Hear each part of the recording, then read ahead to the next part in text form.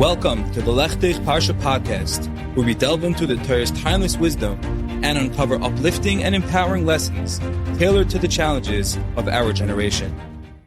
Agutin Erev Yontif, Sukkos, Tavshin Pehei. I hope you're doing well. Thank you to this week's sponsor, Avi and Chani Aaron of Chicago, Illinois, and the Sukkos of Bracha and Atzlacha for all of Klal Yisrael, Chag Kosher v'Sameach, and as a Sukkos Refuah Shlema for Pesach Shmuel, Ben Yanai, may he have a Refuah Shlema. Thank you to our corporate sponsors, Meridian Senior Health, Bluestone Brokerage, and the Haas and Zaltz Law Firm. For future dedications to sponsor the weekly publication and podcast, please reach out to 845-367-2959. A great philosopher once said, "We hear only what we understand, and we understand only what we hear repeatedly." There's a famous story of the Chafetz Chaim about the train station and the Sukkos. If you heard it, it's worth repeating, and if you haven't, it's definitely worth hearing. The story goes as follows. There was once a wealthy visitor who came to see the Chafetz Chaim in the town of Radin, and he was very surprised by the humble, almost bare conditions of the Gadol's home. And seeing his modest furniture and simple lifestyle, the visitor asked, "Where's all of your furniture?" And the Chafetz Chaim responded with a question of his own, "Where is yours?" The visitor was obviously taken aback and said, "What do you mean? I'm just passing through. I don't travel with my furniture." And to this, the Chafetz Chaim replied, "So am I.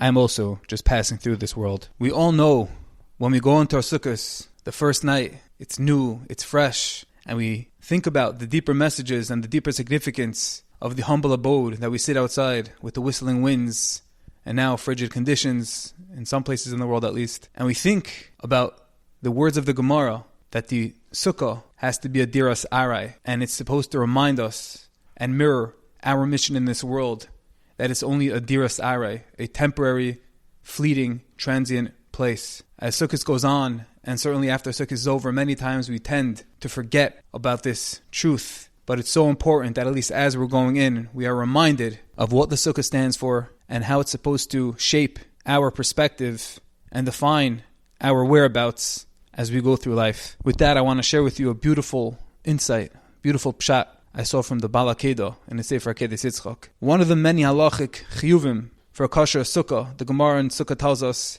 is that it has to be less than 20 amas in order that it should be considered a diras arai, a temporary dwelling. As the Gemara says, Ad esrim amma adam oisi diras arai. Until 20 amas, it's considered diras arai. But l'maylam esrim amma ein adam oisi diras arai ela diras keva. But over 20 amas, it becomes a diras keva, a permanent dwelling. Another halacha is that a sukkah must contain enough to hold a person's head, most of his body, and his table. As the Gemara says, Omer Shmuel bar Yitzchak, halacha tzricha shetei machzekes roishoi verubai v'shulchanai. A well-known halacha that the sukkah can't be so small, it has to fit, it has to accommodate a person's body, his table, and his head. Says the Bala Kedah that while these two halachas might seem like isolated halachas derived from Gzeres HaKasav, unconnected, don't have anything to do with each other, quite the contrary.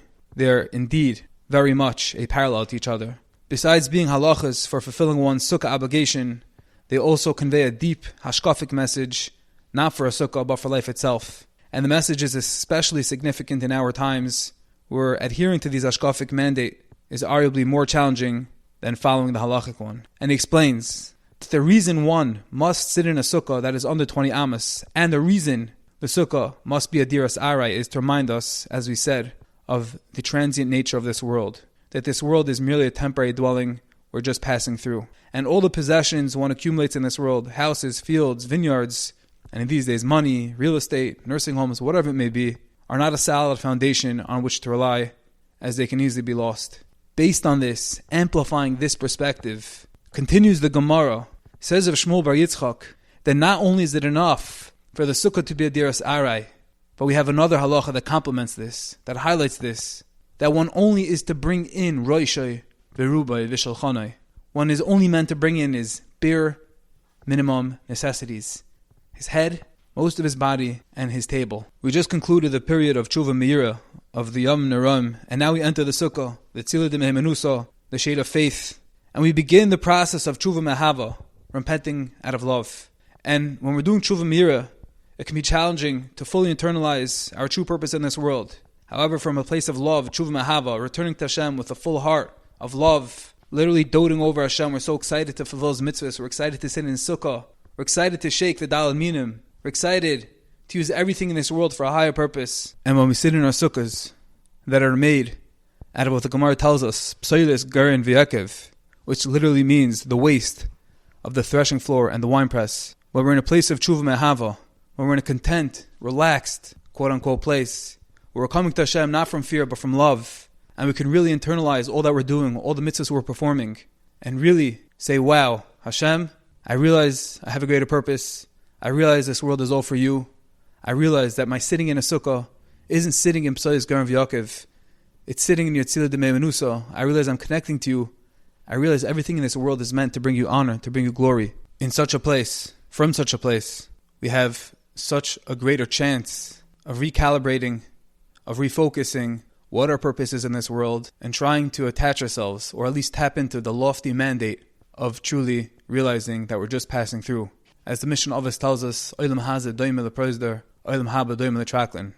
This world is just a hallway, but the next world is the palace. And on Sukkos, after we finished the purification process of tshuva and meira, we go into our sukkos, we bask in the holy embrace of Kodesh Brichu, and we're sitting in those daled defanis with all the halachic requirements, so many halachas that go into this temporary abode. But it's all to show that in this dirai arai, it's all about HaKadosh Baruch Hu, and it's all about doing His will and subjugating ourselves, being mivatal retzoincha l'retzoinoi. So when we're sitting in the sukkah, which represents the Torah, Hashem's mind, as Rabbeinu Bechai writes in Karakemach, may we be zeiche to truly be sheltered under Hashem's divine shade. And as we sit within the sukkah, may we be reminded of our true mission in life, of our true values, and be inspired to adopt a mindset of arai, recognizing that this world is merely a hallway for the palace in the next. In the sukkos of our striving and cleaving for greatness, and for being mekayim the halachas ketikuna, and not only the halachas of the actual sukkah, but the halachas of our lives, and re-guiding and recalibrating, may we bring nachas ruach to the Rebbeinu Shalom, and in turn, may we be zeiche, tarach hamanu yakam lanu, as Sukkos David hanefales, with the rebuilding of the Bayis Shlishi, bekarv mamish, b'mher v'yaminu. Amen. I thank each and every one of you for listening. I hope you enjoyed, and I wish you all a chag kosher v'sameach. I thank each and every one of you for listening. I hope you enjoyed, and I wish you a wonderful Shabbos.